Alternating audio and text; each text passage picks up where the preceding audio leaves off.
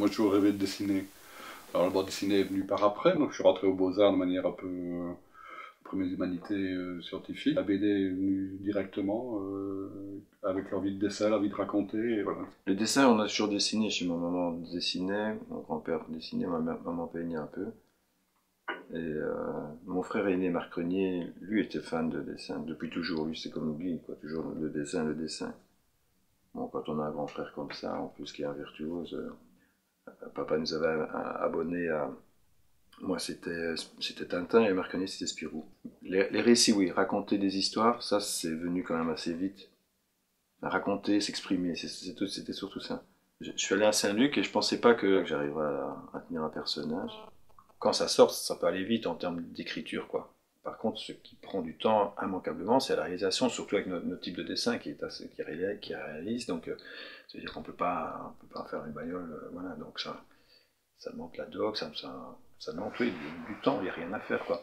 Oui, bah tu dis, à part au tout début où on avait un rôle de dessinateur, scénariste, mais j'étais déjà coloriste pour lui, donc on était déjà plus abriqués, et puis après, non, ça s'est fait de manière naturelle, quoi. Non, franchement...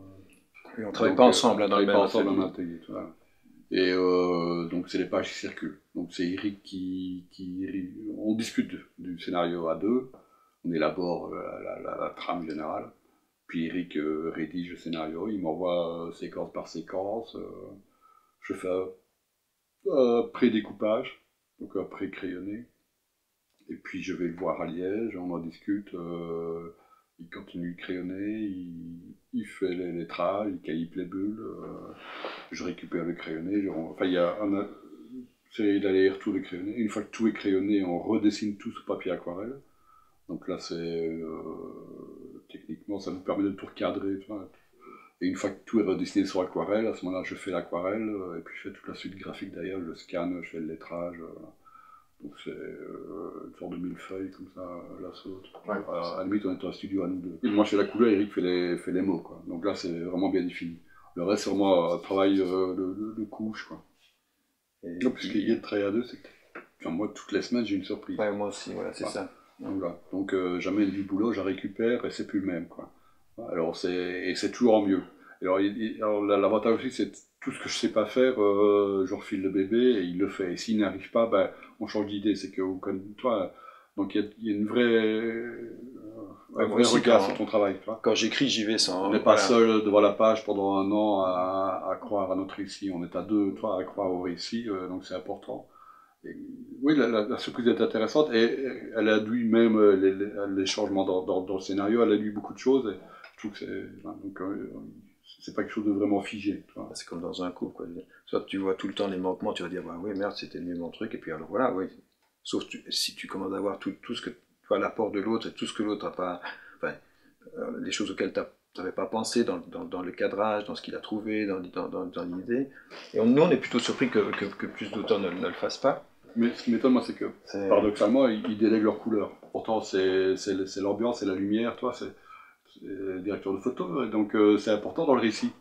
Et non, ils délèguent la couleur comme si la couleur n'était que partie congrue du récit. Moi, je peux même dire la chose dont je suis. C'est clair, la chose que je peux défendre le plus sur un album, là, 100%, ce seront les aquarelles, quoi. Parce que je les fais pas, mais je les sens bien, je vois bien ce qu'il a voulu faire, parce que je sais intellectuellement ce que je voulais, on a discuté, etc. Mais c'est pas moi qui les ai mis. Donc si tu veux, je suis un peu en dehors. C'est bien parfois, justement, par rapport à ça, de voir une personne qui dit j'ai aimé ça, de voir que finalement, elle a capté, elle a pigé ce que tu voulais dire. Entre les lignes, justement, dans cet espace blanc entre les cases qu'elle a bien saisi ou qu'il a bien saisi. Ouais, c'est vraiment ça, l'espace blanc entre les cases. C'est vraiment, pour moi, c'est l'endroit le plus important.